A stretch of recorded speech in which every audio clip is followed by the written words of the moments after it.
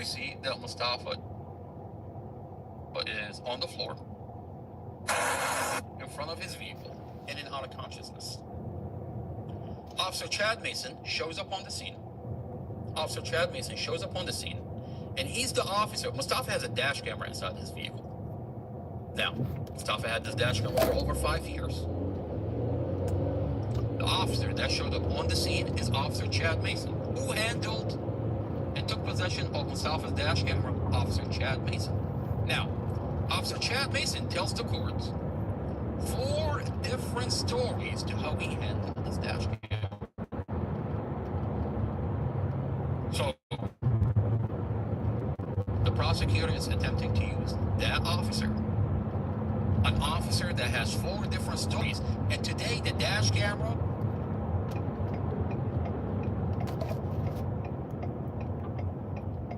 has no audio and is cut before impact. Well, geez, I wonder which officer got this dash camera pregnant. You're gonna put the same officer that has 4 different stories on the stand to interpret the EDR data for the jury? How does that make any sense? How is that gonna work out for you? He already lost credibility. He already lied. And you're gonna... So which one is it? Is he lying then or is he lying now? Let's go to the scene and look at what is happening on the scene. This is Mustafa. Imagine, an officer shows up. You're in and out of consciousness. Get in the view.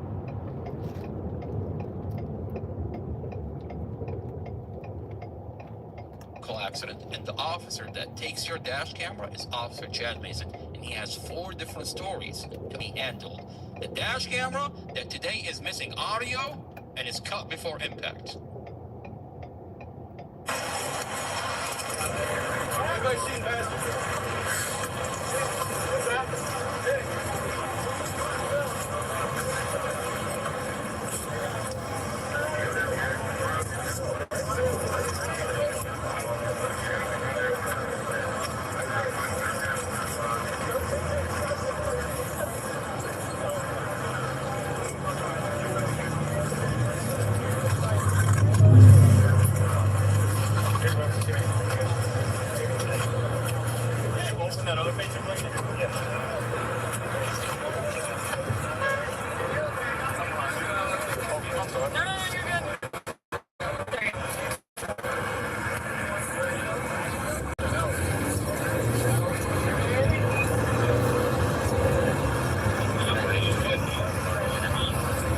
That's Mustafa right there. On the floor, in and out of consciousness. Right in front of his vehicle, on the floor, in and out of consciousness. Officer Chad Mason shows up and takes possession of Mustafa's dash camera. And today has no audio and it's cut before impact.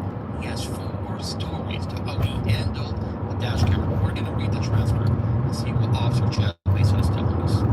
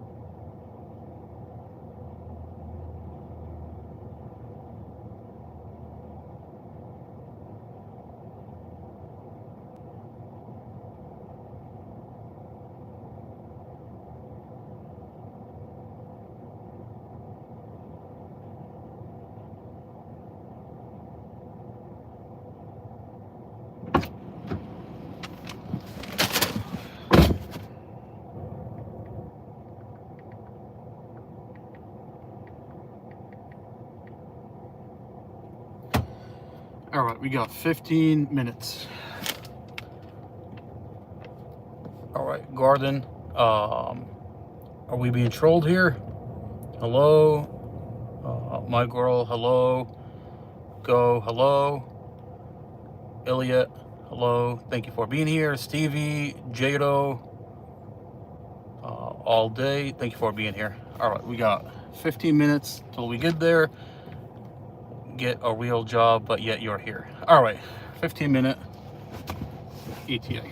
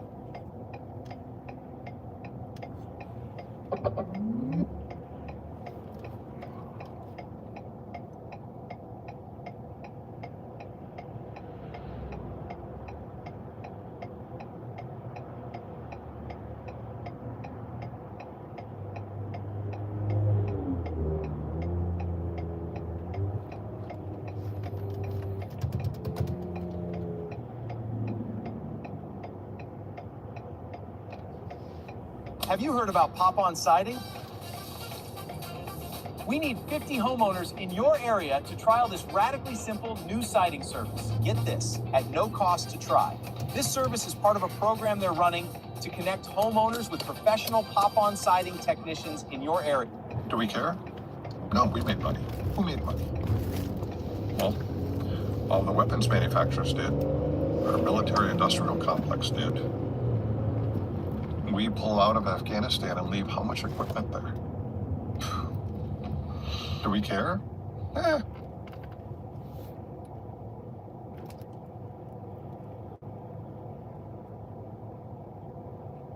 Okay. Now, our question for the prosecutor is, why is she not using the main investigator, Robert Drum? She not use. Our question for the prosecutor.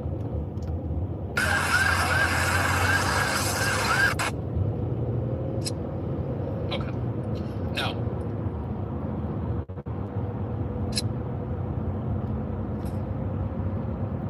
our question for the prosecutor is, why is she not?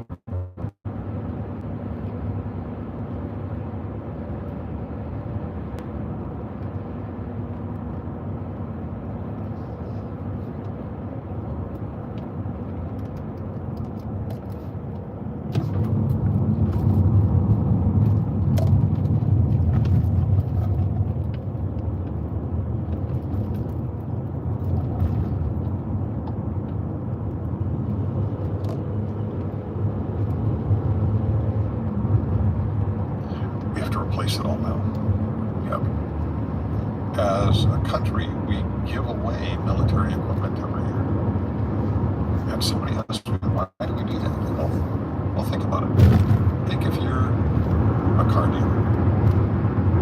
You buy as many cars as you think you're going to sell during the year. The new year comes in. New models come out. You have a bunch of old models left. What do?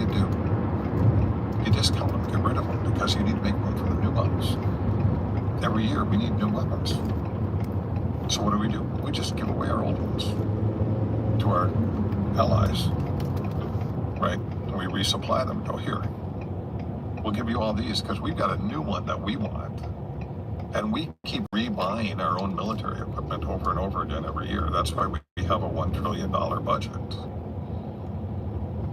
Now, the other option is, I don't want to do the Soviet model where we're fighting 1980 and 1990 battles with, 1940 and 50 tanks and things. That's a little bad, but do we have to upgrade it as much as we do? Do we need everything that we're using? I remember in the military, you may too, being given a lot of equipment. I'm looking at going, I'm not going to use this. I don't want it. I don't want to carry it. I don't want to maintain it. Well, you have to have that. That's part of your loadout.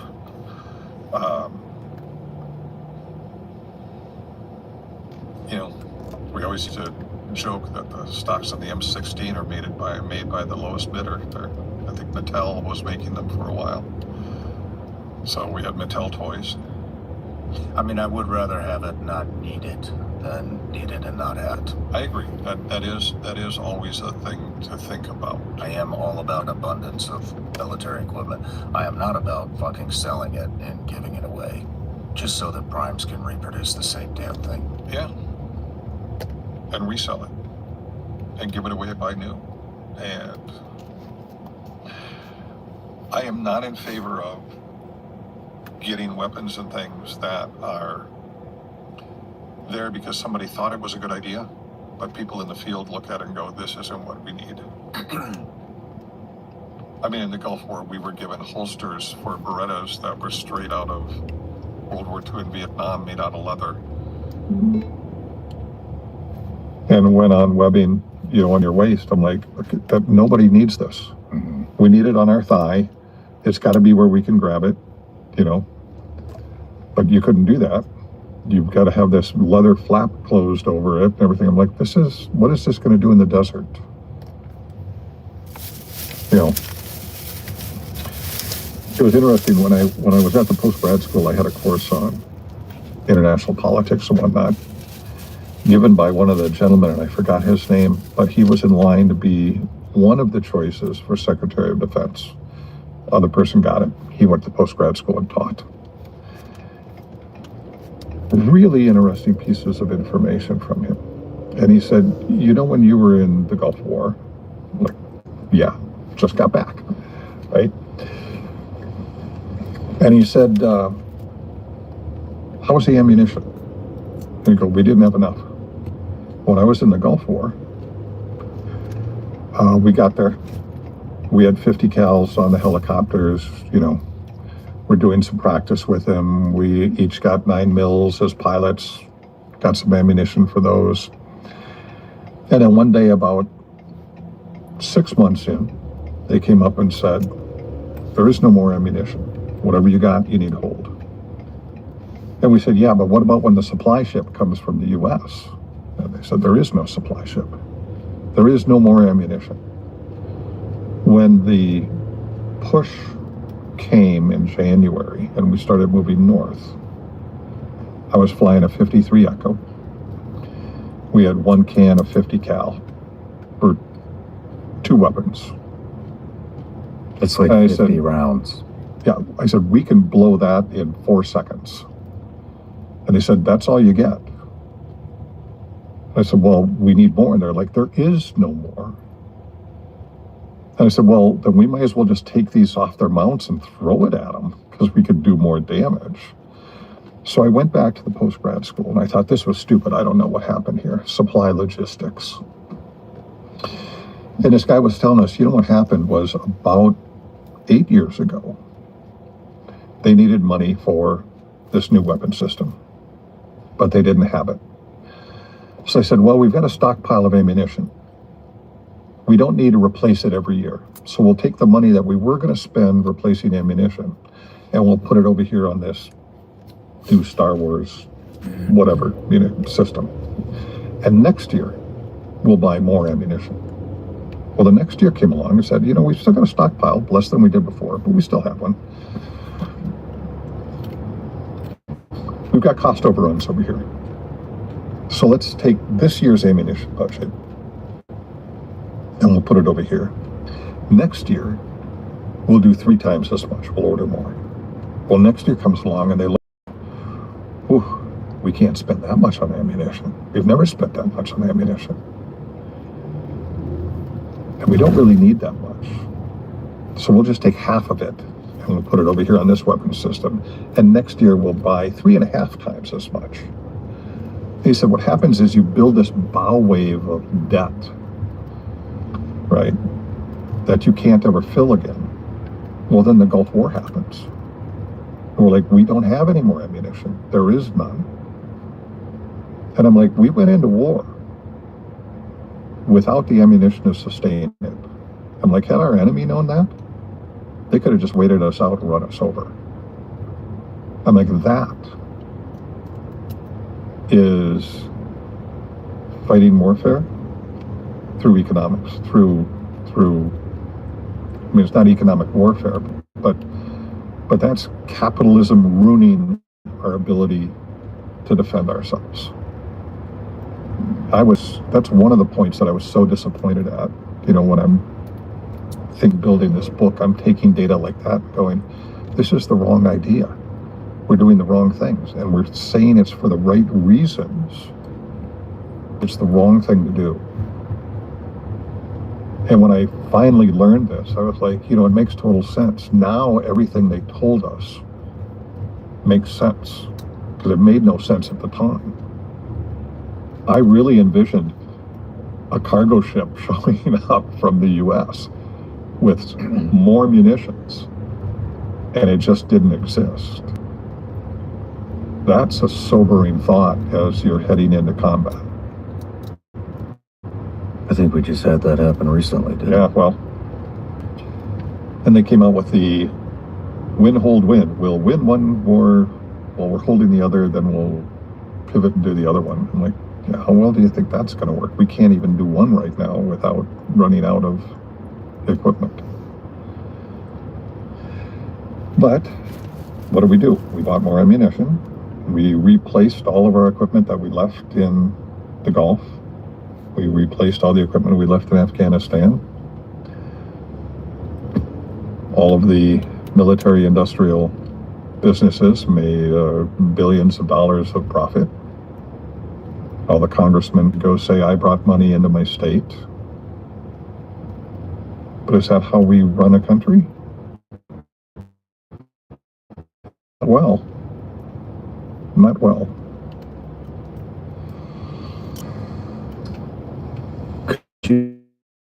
Seeing the pattern of the Imperial playbook. I think this is something that people would like to hear about. Yeah, imperialism is, we don't talk about imperialism a lot. We are an empire. And as an empire, we have to do things that empires do. And frequently those things are not what's best for everyone else. It's very, very focused on what's best for me, not what's best for everybody. And you have to be careful with that. Because if you essentially poison the waters for everyone, you poison your own waters, right? If I understand your question right, as an empire, we end up doing a lot of things that I think are short-sighted. They protect the empire. They don't protect the environment we live in. And we can talk about, for example, the environment. It does us no good to be an empire if all we're doing is poisoning ourselves. But we do, right? It's funny, I was in the military. Number one polluter in the world is the US military. Hands down. We have signed all sorts of accords with other countries saying we're reducing impact, and we have an exclusion that says, except for our military. We don't report on it. We don't say what we're doing. We don't say how much fuel we're burning. We don't talk about what we're throwing overboard in the ocean. You know, we don't talk about the munitions that we bury or leave behind, or, you know, what metals they're made out of, or what they're doing to the water supply. You know, we just ignore all of that. That is one of the trappings of empire. We don't care about it because it doesn't help us build the empire at all. There's a number of things that work like this. Economically, we do the same thing. We'll do what's best for the empire, but not what's best for the world economy. Well, the empire only operates in the world economy. It's kind of one of those things like a rising tide lifts all boats, right? But a lowering tide will do all boats sink. You might be the biggest boat, but if the tide is going down, you're going to sink just like everybody else did. I do have a section in the book talking about empire and the things we do because of that. Economics is a big one. Global ecology is one. And these things are things that we get caught up in. And I think they're the trap of empire that they're hard to not get trapped in. I don't know how to get out of it, other than to understand sometimes it's not just what's there. All right, before we get back to the hot spot, let's release another short video from the podcast. I think that's a good idea. Right? We'll take an over there, we'll post a video, we'll take an over there, we'll post another video. I think that's a good way of doing it. Right? Right.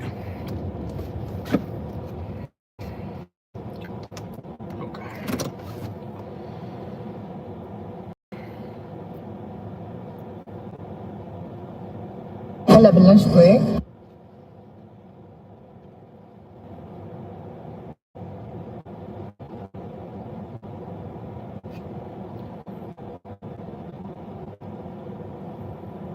There we go.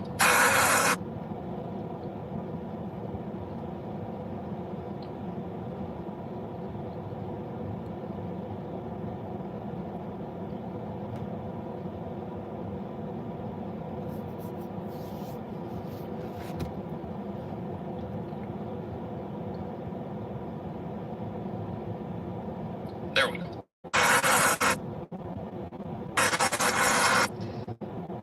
This is the vehicle accident.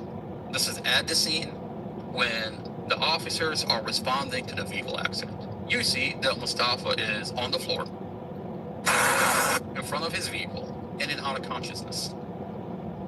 Officer Chad Mason shows up on the scene. Officer Chad Mason.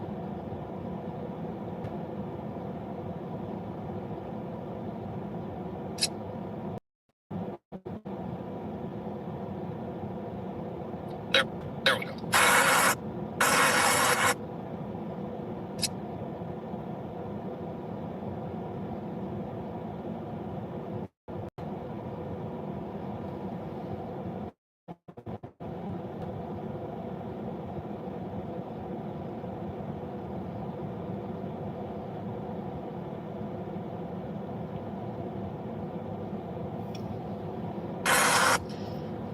This is the vehicle accident.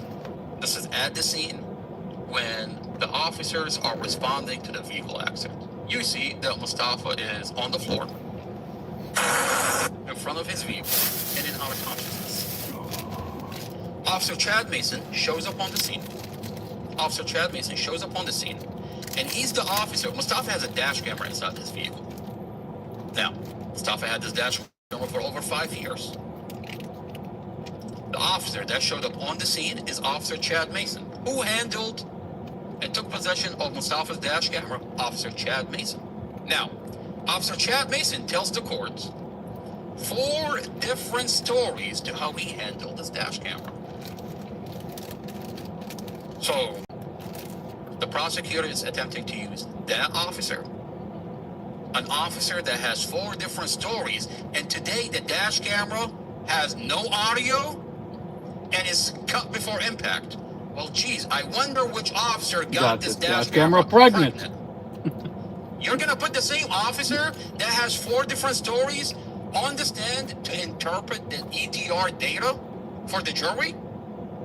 Doesn't make any sense. All right, we're gonna cut it right here. How does that make any sense? How is that gonna work out for you? He already lost credibility. Not yet. He already lied.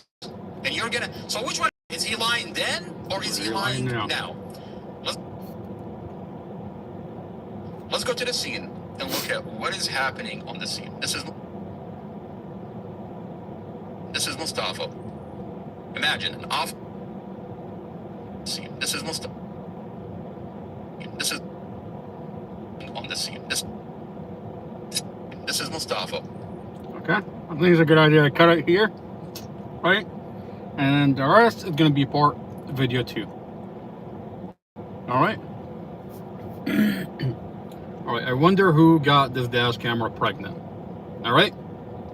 You have a dash camera that has no audio, a dash camera that's caught before impact. I wonder which officer got this dash camera pregnant.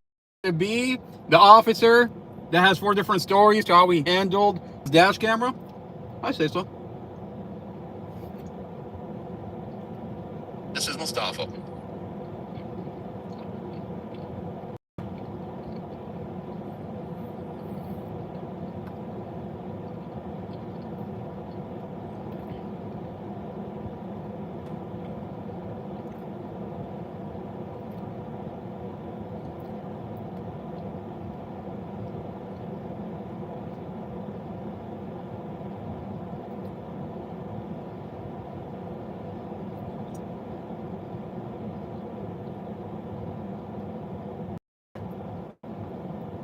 Officer Chad Mason shows up on the scene, and he's the officer. Mustafa has a dash camera inside his vehicle. Now, Mustafa had a dash camera for over 5 years.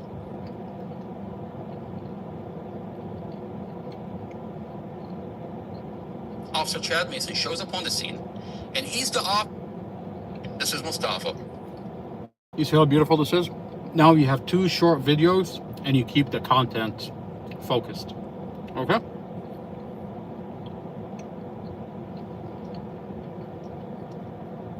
We got to get back to the hotspot, but let's do the first video first. Almost done, right?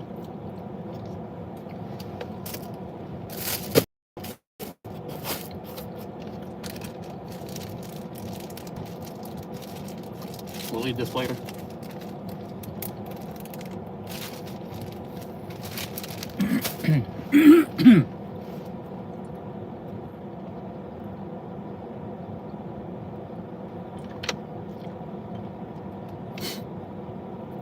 All right.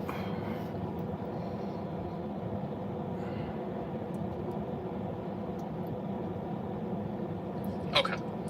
Now,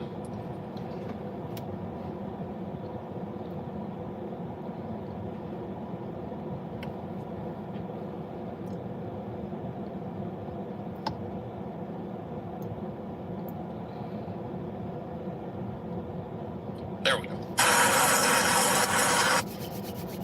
This is the vehicle accident. This is at the scene when the officers are responding to the vehicle accident. You see that Mustafa is on the floor in front of his vehicle, in and out of consciousness. Officer Chad Mason shows up on the scene. Officer Chad Mason shows up on the scene, and he's the officer. Mustafa has a dash camera inside his vehicle. Now, Mustafa had this dash camera for over 5 years. The officer that showed up on the scene is Officer Chad Mason, who handled and took possession of Mustafa's dash camera. Officer Chad Mason. Now, Officer Chad Mason tells the court 4 different stories to how he handled his dash camera. So, the prosecutor is attempting to use that officer, an officer that has 4 different stories, and today the dash camera has no audio and is cut before impact. Well, geez, I wonder which officer got this dash camera pregnant. You're gonna put the same officer that has 4 different stories on the stand to interpret the EDR data for the jury? How does that make any sense? How is that gonna work out for you? He already lost credibility. He already lied. And you're gonna... So which one is it? Is he lying then or is he lying now? Let's go to the scene and look at what is happening on the scene.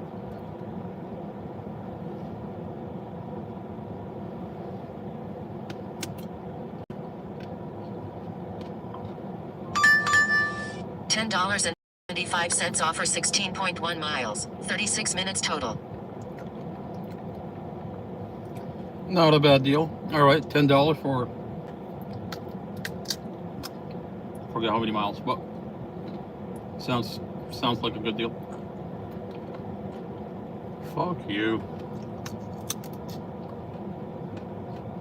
Should we take it?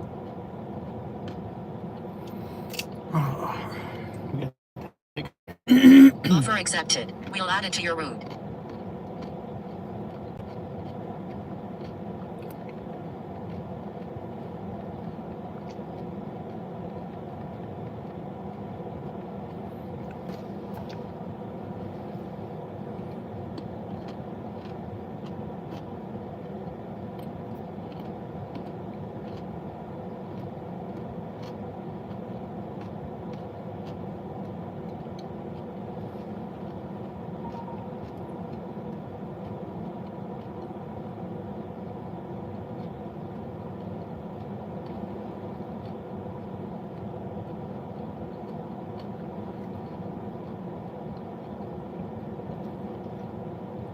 There we go. There we go.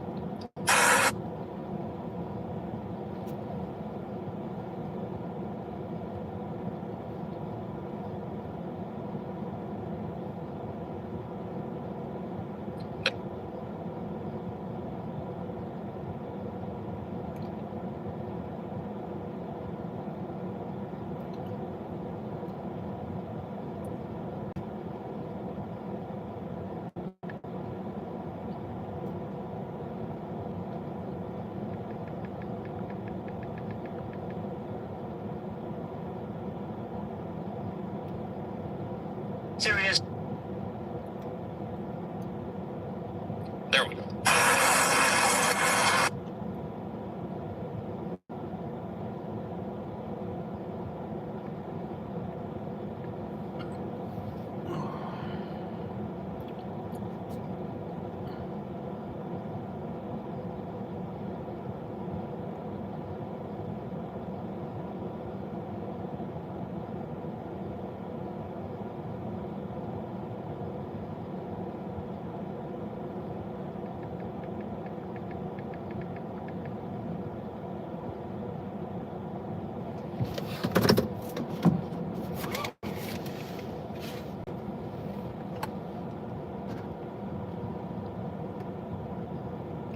Savage, thank you for being here. Everybody, hello.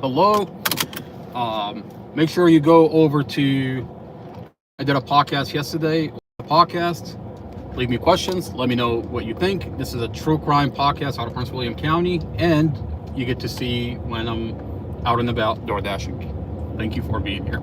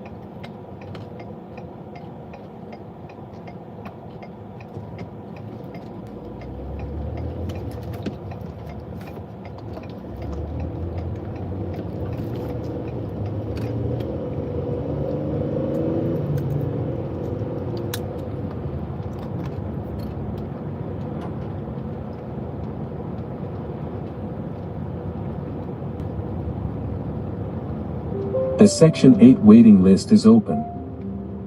But it won't stay open for long. You must act now. That is one of the trappings of empire. We don't care about it because it doesn't help us build the empire at all.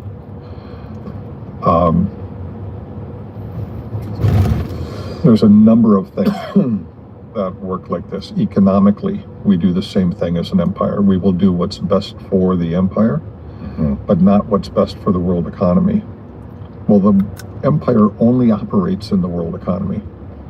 It's kind of one of those things like a rising tide lifts all boats, right? But a lowering tide will do all boats sink.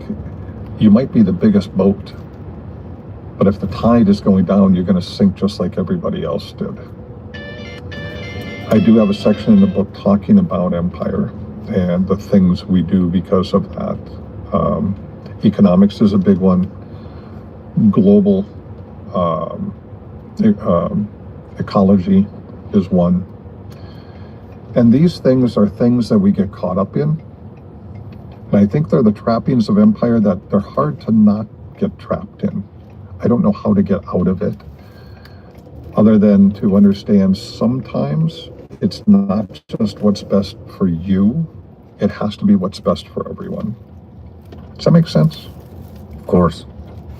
Yeah, we need oil, right? We live on oil. We don't even have to fucking live on oil. We don't have to. We But should be focusing on nuclear. Yeah. And here we are, I know. fucking around in Venezuela with oil. Yeah. And we're the largest producer of oil in the world right now.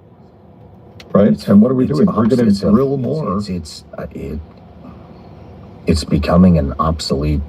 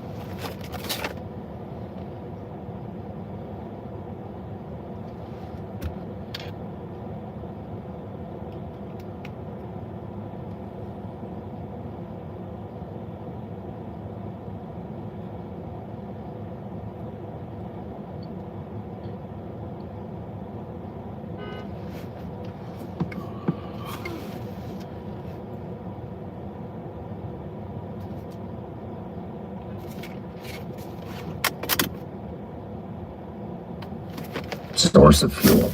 Yeah. And it's definitely not the most efficient. And here we are in an AI race with China, and we're fucking around with oil.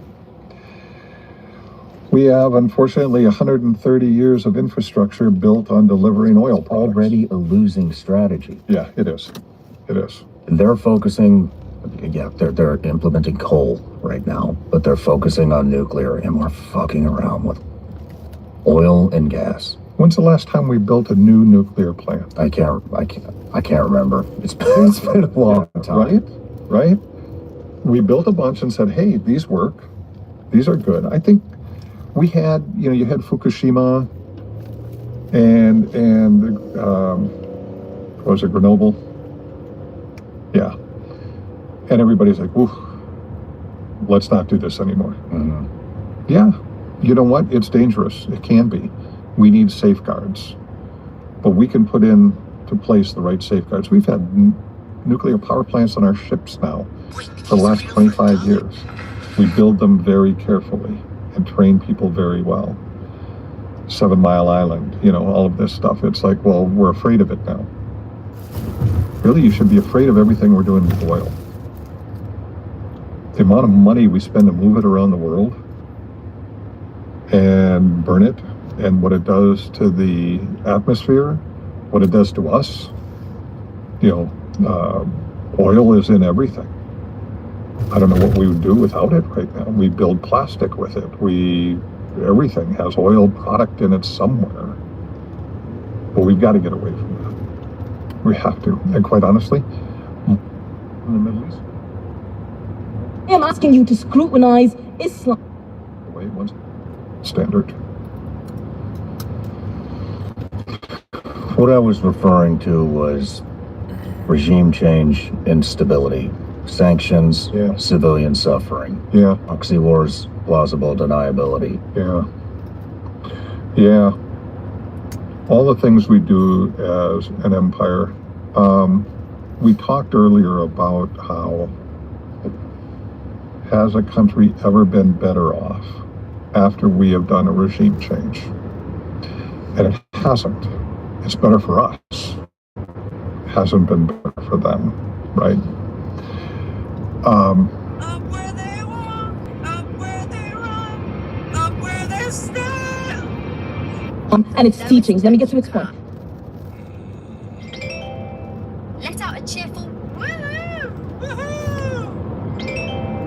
imagine your What it does to us, oil is in everything. I don't know what we would do without it, right? Stick with it.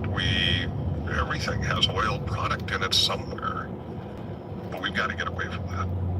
We have to. And quite honestly, most of the problems in the Middle East go away once we get off an oil standard. What I was referring to was regime change, stability, sanctions, Yeah. civilian suffering, Yeah, proxy wars, plausible deniability. yeah. All the things we do as an empire. We talked earlier about how has a country ever been better off after we have done a regime change? And it hasn't. It's better for us.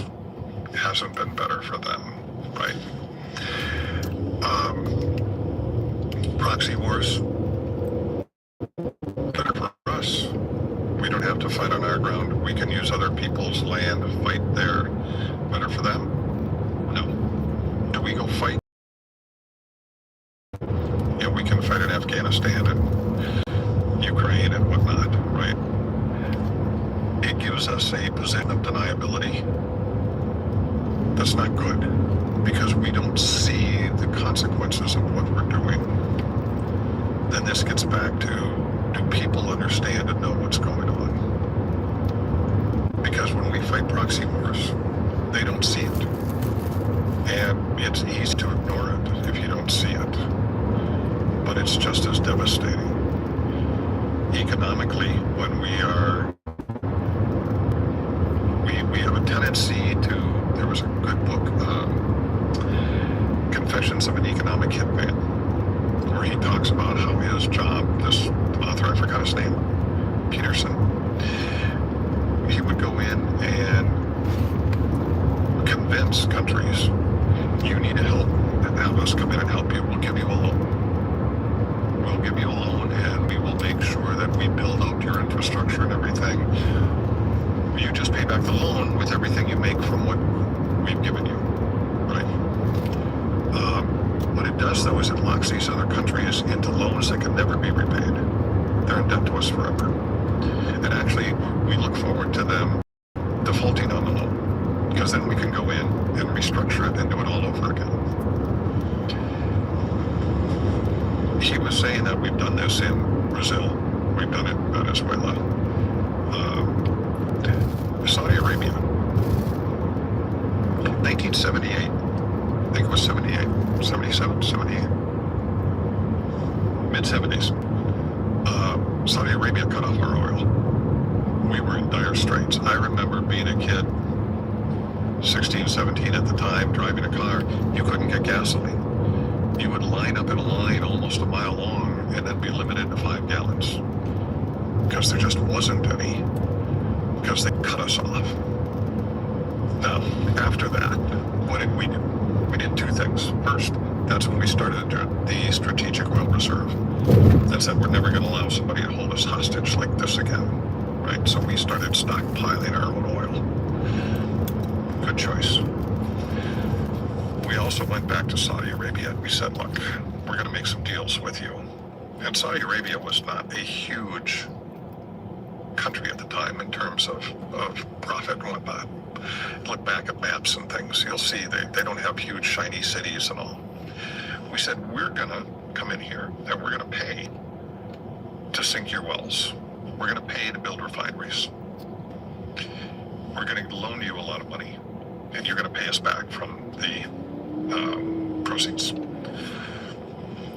Also, you're gonna sign an agreement that you will provide X amount of oil to us for the next 50 years, I think it was. Well, that agreement just ran out a couple years ago, and you may have heard where Saudi Arabia was talking about. Oh, that agreement said they could only sell oil in US dollars to help our economy.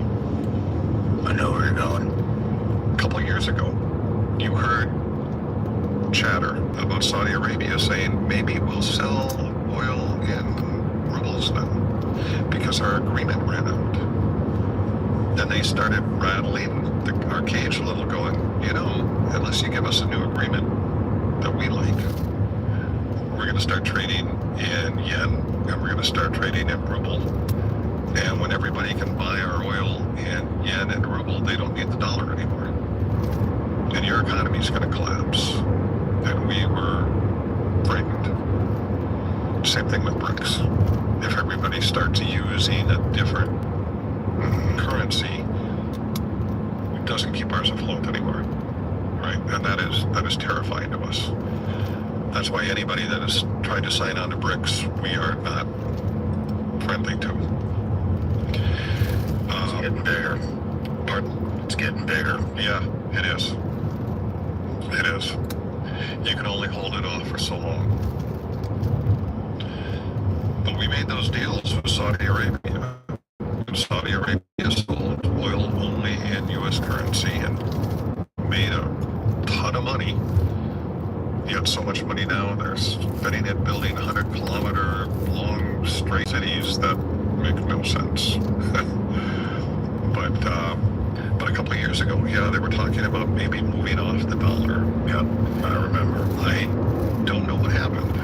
All I know is they were talking about it. A lot of people got frightened. Next thing, nobody's talking about it again, and we're all buddy-buddy.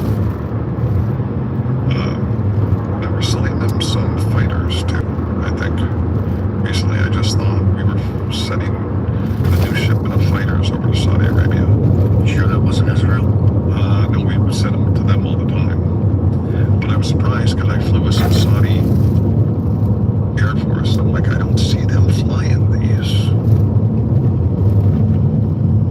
I don't know. Or was Israel selling them to them? Israel was. I believe we just sold $6 billion in F-15s. Oh, excuse me. Did I use the word sold? You did. My bad. Gave them. Yeah. About $6 billion in F-15s. That was about a week ago. I thought this was something else. This was about a month ago. You're gonna have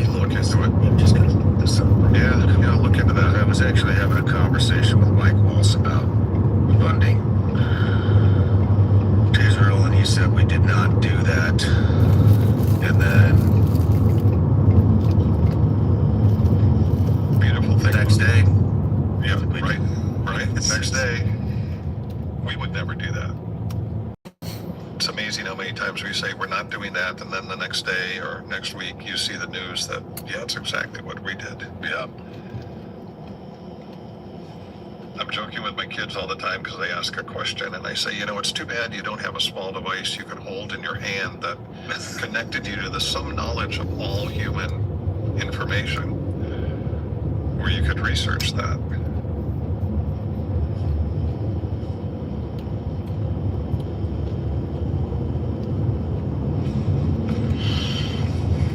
Anything? yes, the United States recently awarded Boeing an $8.6 billion contract to supply up to 50 F-15 fighter jets to Israel through the Foreign Military Sales Program. The initial batch of 25 aircraft funded largely by U.S. military aid. Can you look if we just sent any to Saudi Arabia?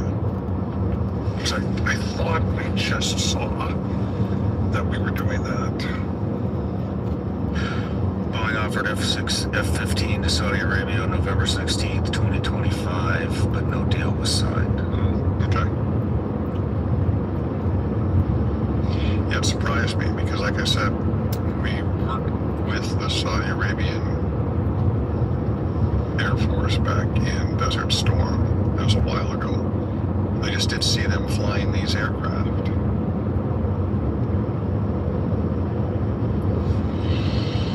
But still. Why do you think we import so many refugees after we leave a country that we went to war with? Or had war on that turf? Yeah. You know, the bigger question is, why do we make so many refugees? You know, I do believe in, we were talking about being accountable. If we create refugees, especially through a proxy war, we should do something about that. I don't think it's ethical to go create refugees and then say, okay, you're on your own. I think we should do the right thing as a country. Either help them build what they need so they don't have to be refugees, or take them in. The easiest thing is to take them in. But then you have to think about, okay, can we take in all the world's refugees? No, we can't. Should we take in some? Yes, we should. But let's be intelligent about the way we do it. Let's make sure we get them what they need to become contributing people in the United States. That doesn't mean just put them somewhere and go, okay, you're on your own. We brought you here now, struggle to survive. That's not a good plan. Unfortunately, I think we do that a lot of times. I think we bring people in, don't give them what they need to be able to succeed, and then sit there and say, why don't you think we do that? It's so fucking counterproductive. I think two things. Number one, money costs money, and number two, it doesn't buy any political capital. Nobody gets to their next election by saying, look what I did to help these people. And this gets back to our main problem with our political system that is based on money and politicking for the next election instead of doing what's right. I just had this conversation with Ro Khanna, and he is the, if you're not familiar with him, he wanted to raise the billionaire tax in California 1%. Silicon Valley lost $1 trillion in wealth in one week. And so we had the conversation, it was a civilized conversation, you know, and he wants all the things that you would need to be successful. I asked him, I said, what are you even going to spend the money on? We have all this waste, fraud, and abuse in the country. And second of all, we send all of our money to Ukraine, to Israel, to Afghanistan, to Iraq, and everybody here.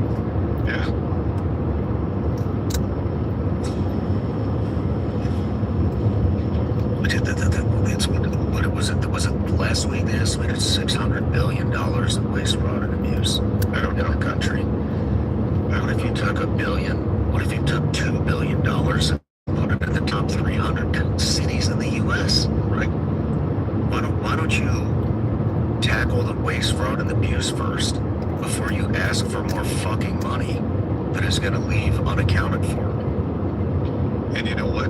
You didn't have an answer. And taking Musk and having just randomly cut people from different jobs was not the answer. What? Why wouldn't they just... Why wouldn't you fix the waste?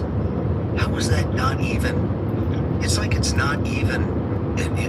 It's not even a viable option in these people's minds. Yeah. I know. I want everybody to have fucking health care. Yeah. I want everybody.